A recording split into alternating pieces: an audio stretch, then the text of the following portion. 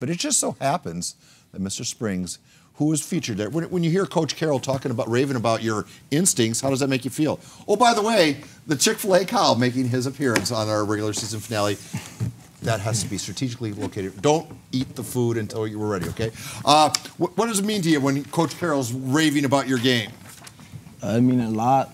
It means a lot to me that I'm getting noticed about how I'm playing good out there. Yeah. Good football coaches recognize good football players. They go hand in hand. We also want to talk about your game tonight. Tell us how it went against Mira Mesa.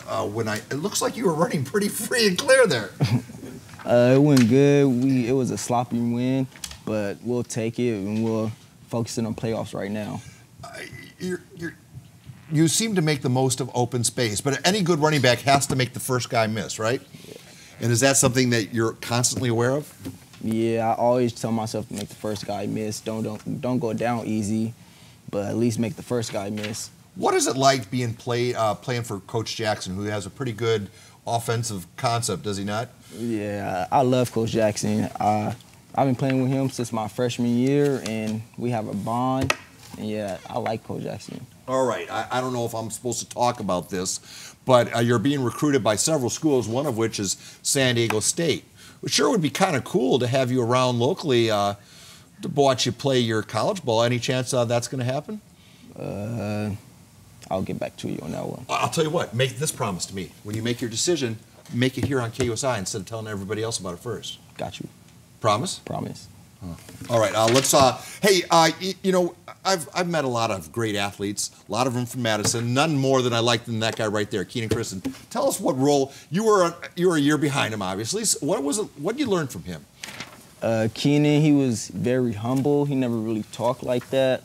And I picked up a lot from him, like humble. He always used to tell me, you're next up, and I listened.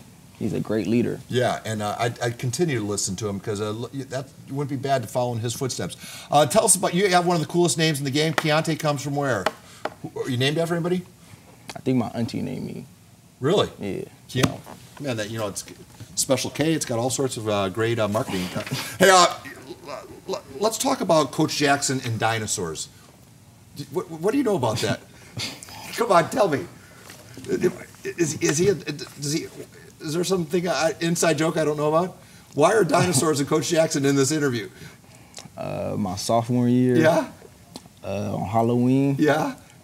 Somebody was wearing a costume. I tackled him.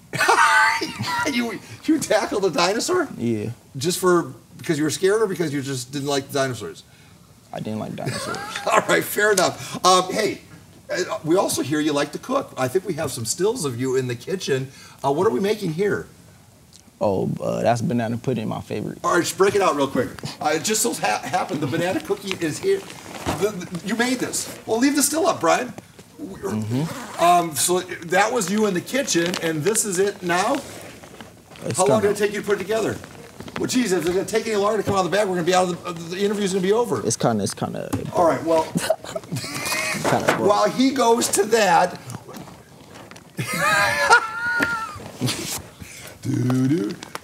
All right, we're going to take a break, and hopefully he's going to unpack his luggage. Is this a purse? What's going on?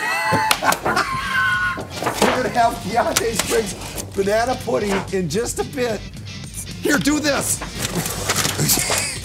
There.